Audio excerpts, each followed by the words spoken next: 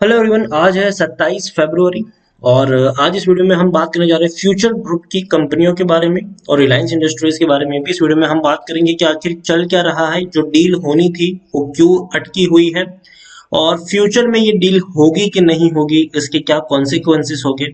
उन सारी चीजों के बारे में इस वीडियो में हम डिस्कस करेंगे। लेकिन उससे पहले, अगर आपने अभी तक चैनल को सब्सक्राइब नहीं किया है तो प्लीज अभी इसे सब्सक्राइब कर लीजिए, क्योंकि आगे भी बहुत सारे वीडियोस में आपको काफी ज्यादा हेल्प करेंगे। उसके साथ साथ अगर आपने अभी तक मेरी टेलीग्राम चैनल को सब्सक्राइब नहीं किया तो उसको भी सब्सक्राइब करना मत भूलिएगा, लिंक आपको डिस्क्रिप्शन में मिल जाएगा। तो बात करते हैं सबसे पहले एक बड़ी खबर की। पहली खबर ये आई थी कुछ दिन पहले कि सुप्रीम कोर्ट ने फ्यूचर ग्रुप और अमेजोन की जो डील है उसको कुछ वक्त के लिए होल्ड पे रख दिया है, क्योंकि अमेजोन ने अपील फाइल करी थी कि भैया ये डील नहीं हो सकती है, क्योंकि हमारी बड़ी हिस्सेदारी फ्यूचर कूपन्स में है और फ्यूचर ग्रुप ने डील करने से पहले हमसे परमिशन नहीं ली है। और इसीलिए अमेजोन की इस अपील पर जो सुप्रीम कोर्ट ने है वो कुछ वक्त के लिए हाल फिलहाल में इनके ऊपर होल्ड लगा दिया है। और इसी के चलते रिलायंस के शेयर में भी 2% की हमें गिरावट देखने को मिल चुकी थी बीच में। और दूसरी खबर अभी एक और निकल कर यह आई है कि अगर ये डील नहीं होती है तो क्या होगा। तो एक बड़ी खबर ये भी है कि तकरीबन 11 लाख लोग अपनी जो नौकरी है उसको गवा देंगे अगर फ्यूचर और रिलायंस की डील नहीं होती है तो। और वो किस तरीके से, तो आप देखिए न्यूज में अगर मैं आपको पढ़ने के सुनाने की कोशिश करूं तो around 11 lakh people will lose their job if Future Retail Reliance deal falls through FMCG distribution. तो ये क्लेम किया है दिल्ली बेस्ड एक एनजीओ है, उनके द्वारा ये अपने स्टेटमेंट में ये बात बताई गई है। अब फ्यूचर ग्रुप की मैं बात करूं तो Future Group and Reliance has ensured that all business including Big Bazaar, Easyday, Nilgiris, Central, Brand Factory and among others. तो देखिए ये सारी फ्यूचर ग्रुप की कंपनियां हैं जिसको हम जानते हैं। बिग बाजार एक बहुत बड़ा नाम है, इजी डे ये भी एक बड़ा नाम है, नीलगिरीज बहुत ही बड़ा नाम है ये, खास अगर हम डेयरी प्रोडक्ट की बात करें तो। सेंट्रल बहुत बड़ा नाम है ये भी, ब्रांड फैक्ट्री आप सबने सुना होगा ये भी काफी बड़ा नाम है। Among others continue to function so that employees and suppliers do not lose their livelihoods. तो भैया रिलायंस ने फ्यूचर ग्रुप को ये गारंटी दी है, इंश्योर करा है कि आपके ये जितने भी बिजनेस होंगे वो पहले की तरह ही कामकाज करेंगे। सारे एम्प्लॉयज और सप्लायर है वो भी पहले की तरह ही कामकाज करेंगे, किसी की जॉब नहीं जाएगी, ये इंश्योर किया गया है। Read statement issued by all India consumer product distribution federation, ये इनकी तरह स्टेटमेंट इश्यू किया गया है। However, frequent litigation or roadblock by Amazon are pulling the arrangement into the crisis. Fear that if deal does not go through, then many job will be lost. यहाँ पर अगर हम बात करें कि भैया फ्यूचर ग्रुप की रीच कितनी है, देखिए future group which has around 2000 stores over 450 cities across India. India की 450 जितने शहरों में इनके तकरीबन 200 जितने स्टोर्स हैं, सॉरी 2000 जितने स्टोर्स हैं। And will shut shop if deal is blocked. अब देखो अगर डील नहीं होगी तो भैया इनको अपनी जितनी भी दुकानें हैं वो सारी की सारी दुकानें बंद करनी पड़ जाएगी। और इसी के चलते इतनी सारी जो जॉब्स है लोगों की जो इस जगह पे काम करते हैं उनको अपनी नौकरियां तक गंवानी पड़ सकती है। दूसरी तरफ यह है कि adding that about 6,000 vendors and suppliers will also lost their biggest customer। उसके अलावा भैया 6,000 से भी ज्यादा वेंडर्स होंगे जो अपने जो सप्लाई करते हैं वो भी अपने बड़े कस्टमर्स को गवा देंगे, ये चीज भी है। Stressing on the importance of the competition of the deal, the statement said that Reliance has committed to pay the dues of all vendors and suppliers as a part of deal। तो देखिए दूसरी तरफ जो future deal की सबसे बड़ी problem है वो यही है कि उनके ऊपर कर्जा बहुत ज्यादा है और उनके पास पैसा नहीं कि वो कर्जे को चुका पाए। तो यहाँ पे एंटर करता है रिलायंस रिटेल। और रिलायंस रिटेल ने बड़ी डील करी है कि भैया हम आपको इतना पैसा देंगे जिससे आप अपना सारा का सारा जो कर्जा है उसको चुका सकते हो, और हम आपको एडिशनल भी पैसा देंगे। तो कहीं ना कहीं जो पैसा चुकाना है लोगों को, वेंडर सप्लायर को, उसको भी चुकाने का कामकाज आने वाले दिनों में रिलायंस करने वाली है। तो ये एक कहीं ना कहीं रोड ब्लॉक आया है। अब देखिए कितने रुपए की ये डील है, तो 24,713 करोड़ रुपए में ये सारी की सारी चीजें जो है वो खरीदने वाला है रिलायंस अमेजोन से, सॉरी फ्यूचर ग्रुप से ये सारी चीजें खरीदने की कोशिश होगी। लेकिन अमेजोन की अगर हम बात करें तो भैया अमेजोन जो है वो फ्यूचर कूपन्स में अपनी 49% स्टेक रखता है।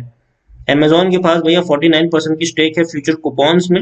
और अमेजोन ने कहा है कि भैया रिलायंस के साथ डील करने से पहले उन्होंने हमसे कंसल्ट नहीं किया हुआ है, तो इसलिए हम इस डील को नहीं होने देंगे। तो देखिए अमेजोन की अगर हम बात करें तो अमेजोन अगर देखा जाए तो सबसे बड़ा एक डिस्ट्रीब्यूटर है, खास करके अगर हम देखें तो। और रिलायंस भी रिटेल की अगर हम बात करें तो वो भी एक बड़े रिटेलर के तौर पर उभर कर आया है।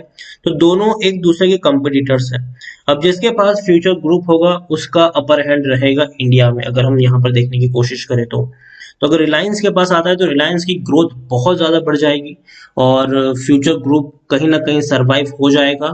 लेकिन दूसरी तरफ अगर अमेजोन ये डील को रोक देता है तो रिलायंस की जो ग्रोथ है वो अटक जाएगी और फ्यूचर ग्रुप कहीं ना कहीं बर्बाद होने के कगार पे आ जाएगा। क्योंकि देखिए दिक्कत फ्यूचर ग्रुप के पास यही है कि इनके पास पैसा नहीं है। आप खुद सोचोगे एक बहुत बड़ा कर्जा इनके ऊपर है।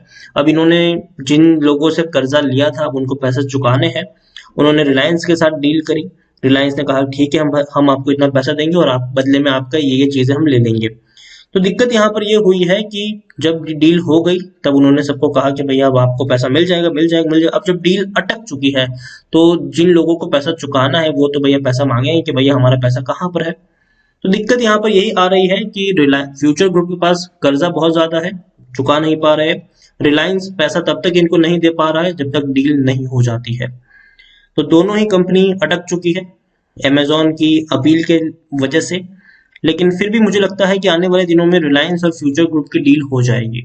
रीजन ये है कि कोई नहीं चाहेगा, इवन सरकार भी नहीं चाहेगी, सुप्रीम कोर्ट भी नहीं चाहेगा कि एक इतनी बड़ी जो डील है उसको रोका जाए जिससे एक बहुत बड़ी कंपनी जो है वो कहीं ना कहीं बर्बादी की तरफ चली जाए और काफी लोगों की नौकरियां तक चली जाए।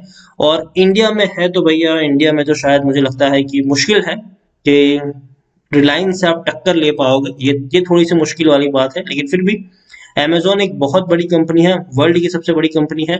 और अमेजोन इतनी बड़ी कंपनी होने के बावजूद एक कड़ी टक्कर दे पा रहा है। अगर कोई छोटी मोटी कंपनी होती तो अब तक उनके हाथ से कब की ये डील हो गई होती। लेकिन अमेजोन एक बहुत बड़ी कंपनी जो जो इसीलिए टक्कर दे पा रही है अभी के तौर पर। आप देखिए फ्यूचर रिटेल 70 रुपए तक टूट चुका है, फ्यूचर एंटरप्राइज 10 रुपए तक टूट चुका है। रिलायंस इंडस्ट्रीज में भी गिरावट है लेकिन 2100 रुपए के आसपास शेयर ट्रेड कर रहा है। तो डील से सबसे पहले फायदा किसका होगा? तो डील से जो सबसे बड़ा फायदा किसी का होगा वो है रिलायंस इंडस्ट्रीज। रिलायंस इंडस्ट्रीज को बने बनाए स्टोर्स मिल जाएंगे, ट्रेंड एम्प्लॉयज मिल जाएंगे, एक पूरा का पूरा डिस्ट्रीब्यूशन चेन इनको बना बनाया मिल जाएगा। तो ये इनके लिए सबसे बेहतर चीज होगी। और दूसरी तरफ अगर हम फ्यूचर ग्रुप की बात करें तो फ्यूचर ग्रुप का कोई बड़ा फायदा यहाँ पर नहीं है, ना के बराबर फायदा है फ्यूचर ग्रुप का। रीजन ये है कि रिलायंस का अगर अक्वायर कर लेती है तो आने वाले दिन में फ्यूचर ग्रुप का जो प्लान है वो ये है कि उनकी सारी कंपनियों का मर्जर करना। जैसे कि फ्यूचर एंटरप्राइज है, फ्यूचर रिटेल है, फ्यूचर कंज्यूमर है, फ्यूचर लाइफस्टाइल है, इन सभी कंपनियों को मर्जर करके कॉमन कंपनी बना दी जाएगी जिसका नाम होगा फ्यूचर एंटरप्राइज। तो आप खुद सोचिए कि अगर आपके पास फ्यूचर रिटेल के 10 शेयर है तो उसके बदले में आपको फ्यूचर एंटरप्राइज के 100 शेयर मिल जाएंगे। फ्यूचर लाइफस्टाइल के अगर आपके पास 10 शेयर तो आपको 110 शेयर मिल जाएंगे। फ्यूचर कंज्यूमर के अगर आपके पास 10 शेयर तो 9 शेयर आपको फ्यूचर एंटरप्राइज के मिल जाएंगे। तो इस तरीके से डिस्ट्रीब्यूशन यहाँ पर होना है। तो आप खुद सोचिए कि फ्यूचर एंटरप्राइज में कितने सारे शेयर की क्वांटिटी ऐड हो जाएगी, मतलब शेयर्स की जो वैल्यू है वो कम हो जाएगी। जबकि दूसरी तरफ रिलायंस इंडस्ट्रीज के शेयर में तेजी आएगी क्योंकि जो सारे बिजनेसेस होंगे जो एक्वायर किए जाएंगे वो कहीं ना कहीं सीधा का सीधा एंटर्ड हो जाएंगे रिलायंस रिटेल में। तो इनकी जो रिटेल स्ट्रेंथ है वो बढ़ जाएगी और एक डोमिनेट करेगा ये आने वाले दिनों में। JioMart app definitely already dominate कर ही रहा है, लेकिन आने वाले दिनों में एक बड़ी तेजी की तरफ रिलायंस इंडस्ट्रीज जा सकता है अगर ये डील हो गई तो मेरे हिसाब से अगर आपको खरीदारी करनी है तो आपको रिलायंस इंडस्ट्रीज में खरीदारी करनी चाहिए, ना कि फ्यूचर ग्रुप की कंपनी में आपको खरीदारी करनी है। अगर आपको खरीदारी करनी है तो सिर्फ और सिर्फ रिलायंस इंडस्ट्रीज में आप खरीदारी करिए। फ्यूचर ग्रुप के शेयर से मेरी अवॉइड करने की सलाह रहेगी। लेकिन हाँ, अगर शेयर थोड़ा और नीचे तक टूटता है, यहाँ से अगर आपको और 15-20% का करेक्शन देखने को मिलता है, तब आप चाहे तो खरीदारी फ्यूचर ग्रुप के शेयर में भी कर सकते हैं।